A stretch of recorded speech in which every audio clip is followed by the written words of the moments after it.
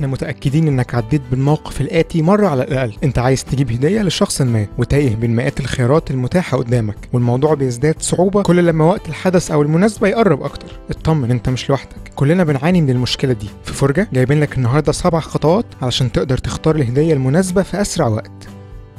في عوامل كتير لازم تحددها الأول قبل ما تبدأ تفكر في الهدية المناسبة. حدد عمر الشخص ده، ولد ولا بنت، وحدد المناسبة اللي هتديله الهدية دي بسببها. الحاجات دي هي وأي عوامل تانية ممكن تأثر على الهدية لو كتبتها قدامك بشكل واضح، الوصول للهدية المناسبة هيبقى أسهل بكتير. مهم جدا انك تحدد رينج المبلغ اللي ناوي تدفعه في الهدية دي. اي هدية مهما كانت تأكد من انك هتلاقي منها فئات سعرية مختلفة. حاول ان الهدية اللي هتجيبها تكون بتقع في فئة سعرية مرتفعة مقارنة بالهدايا اللي شبهها، بمعنى انك تختار هدية بسيطة لكن تجيب اعلى جودة منها احسن بكتير من انك تجيب هدية غالية وتجيب اقل جودة موجودة منها.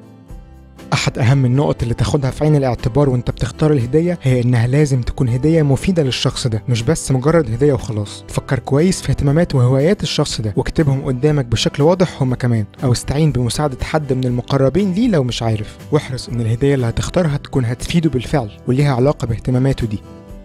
عنصر المفاجأة هو من أحسن العوامل في فكرة الهدية. الشخص بيبقى متحمس جدا إنه يفتح الهدية ببساطة لأنه مش عارف إيه اللي جواها. احرص إن الحاجة اللي هتجيبها له ما تكونش متوقعة أو تقليدية. كمان التوقيت اللي هتديها له فيها ممكن يبقى مفاجأة هو كمان، قبل الحدث أو المناسبة بيوم مثلا. المفاجآت عموما بتفرح يا جماعة.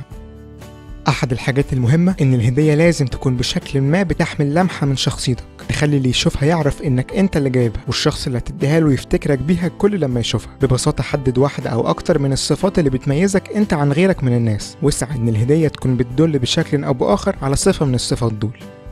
دلوقتي جمع كل النقط اللي فاتوا دول مع بعض واضربهم في الخلاط. كل واحدة فيهم المفروض انها هتضيق نطاق البحث بتاعك شوية لحد ما توصل لعدد محدود من الحاجات اللي تدور فيها. ممكن تستعين بالاونلاين ستورز عشان تختار بسهولة الهدية المناسبة بالظبط.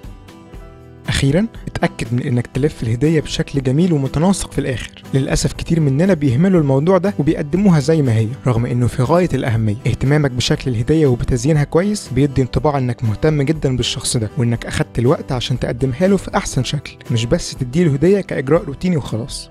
احكوا لنا في الكومنتس عن تجربتكم مع الهدايا، ولو النصائح دي ساعدتكم توصلوا لهدية مناسبة قولوا لنا عليها. كمان ما تنسوش تشاركوا الفيديو ده مع أي حد ممكن يكون محتاجه.